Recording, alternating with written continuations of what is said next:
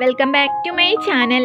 ഇന്ന് ഞാൻ തയ്യാറാക്കാൻ വേണ്ടി പോകുന്നത് തമ്പനയിൽ കണ്ടപ്പോൾ തന്നെ മനസ്സിലായില്ലേ, നമ്മളെപ്പോഴും ബേക്കറി കടകളിലൊക്കെ കാണുന്ന ഈ ഒരു തേങ്ങാ ബിസ്ക്കറ്റ് ആട്ടോ. വളരെ എളുപ്പമാണ് തയ്യാറാക്കിയെടുക്കാൻ. എന്നാലോ നമ്മുടെ വീട്ടിലൊക്കെ എപ്പോഴും കാണുന്ന ഇൻഗ്രീഡിയൻസ് മാത്രം മതി ഇത് റെഡിയാക്കാനായിട്ട്.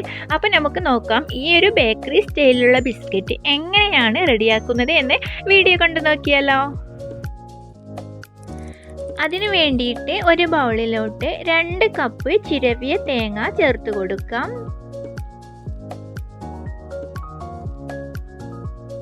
ഇതിലേക്ക് ആവശ്യത്തിനുള്ള ഏലക്കാപ്പൊടി ചേർത്ത് കൊടുക്കുക, ഒരു ഫ്ലേവറിന് വേണ്ടിയിട്ടോ. നിങ്ങളുടെ കയ്യിൽ വാനില എസൻസ് ഉണ്ടെങ്കിൽ അത് ചേർത്ത് കൊടുത്താലും മതി കേട്ടോ. ഇനി 1/2 കപ്പ് പൊടിച്ചെടുത്തിട്ടുള്ള പഞ്ചസാര ചേർത്ത് കൊടുക്കാം. പൊടിച്ച പഞ്ചസാര തന്നെ ചേർക്കാൻ വേണ്ടി ശ്രദ്ധിക്കുക കേട്ടോ. എന്നാലേ ഈ പഞ്ചസാരയും തേങ്ങയും കൂടിയിട്ട് നന്നായിട്ട് തന്നെ മിക്സായി കിട്ടുകയുള്ളൂ.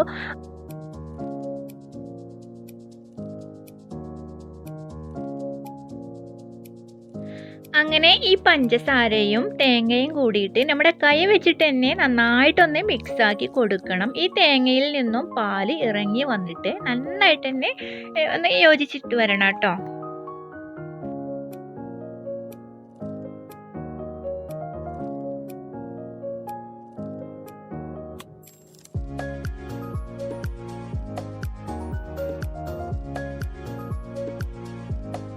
ഇതുപോലെ ഇപ്പോൾ നല്ലപോലെ ഒന്ന് മിക്സ് ആയിട്ടുണ്ട്.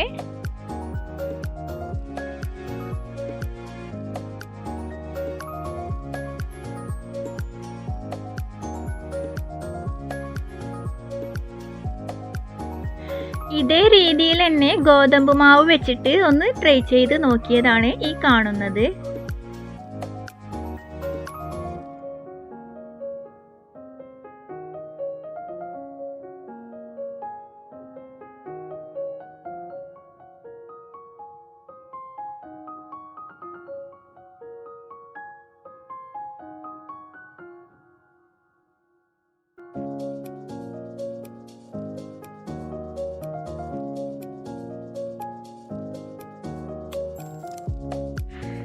നമ്മൾ ഈ ബിസ്ക്കറ്റ് റെഡിയാക്കുന്ന സമയത്ത് ഇതിലോട്ട് ബേക്കിംഗ് സോഡയോ ബേക്കിംഗ് പൗഡറോ ഒന്നും തന്നെ ചേർക്കുന്നില്ല. മാത്രമല്ല പൊടിച്ച പഞ്ചസാര തന്നെ എടുക്കണം എന്ന് പറഞ്ഞത്.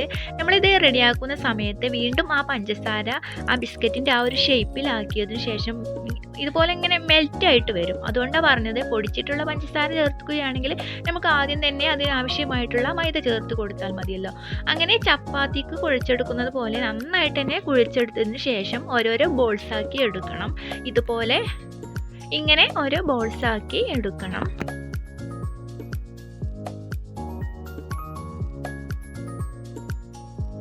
അങ്ങനെ ഇതെല്ലാം ചപ്പാത്തിക്ക് കുഴച്ചെടുക്കുന്നത് പോലെ തന്നെ ഈ ഓരോരോ ബോൾസാക്കി റെഡിയാക്കി വെച്ചിട്ടുണ്ട്.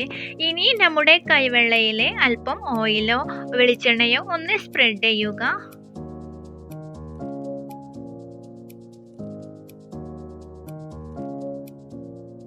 എന്നിട്ട് ഇതുപോലെ ഒരു ബോൾസ് എടുത്തിട്ട് ഒന്ന് പ്രസ് ചെയ്തെടുക്കുക. ഒരു കോക്കനട്ട് ബിസ്ക്കറ്റിൻ്റെ ആ ഒരു ഷേപ്പാക്കി എടുക്കണം കേട്ടോ. ഇതുപോലെ ഇങ്ങനെ ഒരു ഷേപ്പാക്കി എടുത്തിട്ട് ഇതിൻ്റെ സെൻട്രലായിട്ട് ഒരു ചെറി വെച്ച് കൊടുക്കുക. നിങ്ങൾക്ക് വേണമെങ്കിൽ ഒരു ഫോർക്ക് വെച്ചിട്ട് ഇതുപോലെ ഡിസൈൻ കൊടുക്കാവുന്നതാണ്.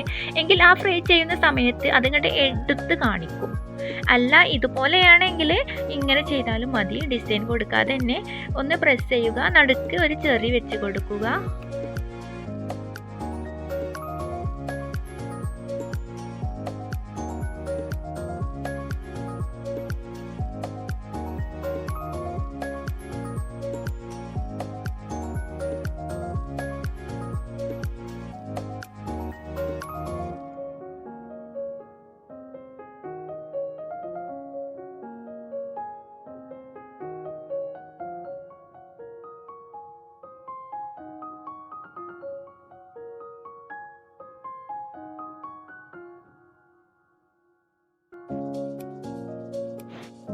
അങ്ങനെ ഇതെല്ലാം ആ ഒരു കോക്കനട്ട് ബിസ്ക്കറ്റിൻ്റെ ഷേപ്പിലാക്കി എടുത്തിട്ടുണ്ട്. ഇനി ഇത് ഫ്രൈ ചെയ്തെടുക്കണം.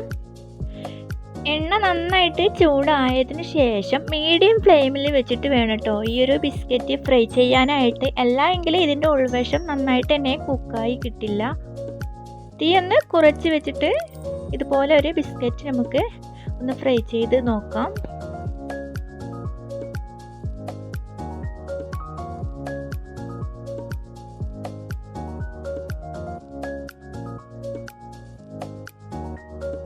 ഒരു വശം റെഡിയാവുന്ന സമയത്ത് ഇതുപോലെ ഒന്ന് തിരിച്ചിട്ട് കൊടുക്കുക. അങ്ങനെ ഓരോ ബിസ്ക്കറ്റും ഫ്രൈ ചെയ്തെടുക്കാം.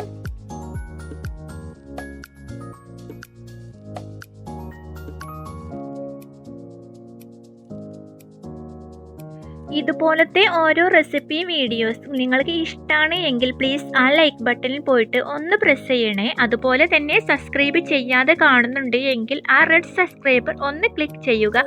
എങ്കിലേ ഞാനിടുന്ന എല്ലാ വീഡിയോസിൻ്റെ നോട്ടിഫിക്കേഷനും നിങ്ങൾക്ക് മുടങ്ങാതെ ലഭിക്കുകയുള്ളൂ.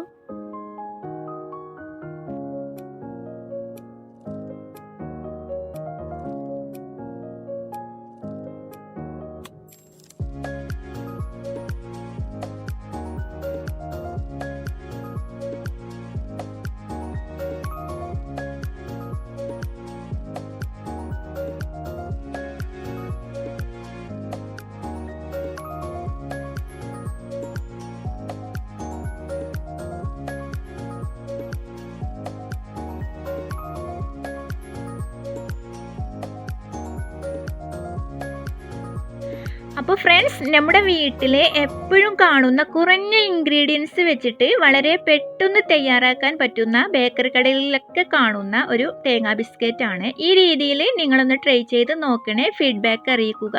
അങ്ങനെ എൻ്റെ വീഡിയോ ഞാനിവിടെ വൈൻഡപ്പ് ചെയ്യുന്നു. ഇനിയും കുഞ്ഞു റെസിപ്പി വീഡിയോസുമായിട്ട് ഞാൻ വരുന്നത് വരെ എൻ്റെ എല്ലാ കൂട്ടുകാർക്കും താങ്ക് യു. ബൈ.